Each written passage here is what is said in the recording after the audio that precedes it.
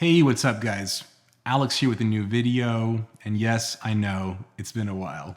But today we're taking a look at a brand new light by Zhiyun, the CX100. You might be asking yourself, Alex, you reviewed this light a few months ago. And I kinda did. Right behind me over here, I have the Zhiyun Molus X100, which I reviewed a few months ago, and I sang nothing but praises for this light for its lightweight, its price point, and the quality of light. Well, Zhiyun is now releasing a even more budget-friendly option with the CX100, which retails at $199. And if you use my coupon code I have down below, you can actually get it for as low as $129, which is an absolute steal. For example, the Molus I have back here with the battery retailed for $299. So what did they do to cut down the price and make it this affordable? Well, first and foremost, the battery is now integrated, which means it is not removable. You can no longer remove the battery, it is attached, which means the light is a bit bigger, and obviously because you can't remove it, heavier with the battery on, but it's still a small, lightweight, and compact light. They also changed the build material. This new light is made entirely out of plastic, where the old one was made out of metal and felt great in the hand. I'm not gonna lie to you, this feels a little cheap in the hand. But you gotta remind yourself, this is a light that will be in a light stand, so how often will you be holding it? The reality is, not often. They also removed the LCD screen in the back of this light, which means you now control the color temperature with a plastic dial on the side. You won't be as accurate as being able to see it on the LCD display, but you still have the ability to go from 2700 Kelvin all the way to 6500 Kelvin. So yes, you don't have the display, but you still have fine control over all the color temperatures. With the built-in battery, you do get 30 minutes at full 100 watts of power, and if you need to go longer, you can plug this into a USB-C power bank or power outlet and have infinite power. This light is super impressive just because of its size. If you saw my review on the Molus X100, I compared it to my Aperture 120D, and the light quality was the same. Now this Aperture 120D I'm using right now, I paid over $1,000 a few years ago when it came out.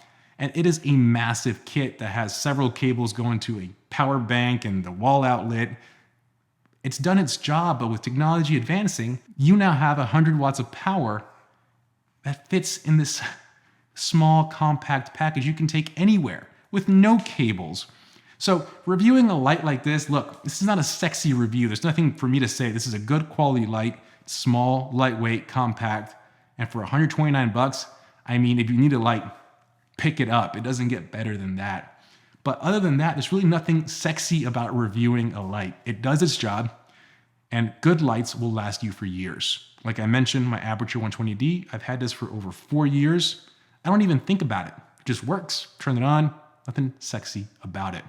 So I think we can use the following few minutes to really talk about what we can do now with the technology at the price point that we're at. We're coming to a point now where lights like this, cameras like the one I'm using, are all becoming more affordable and more accessible to more creatives.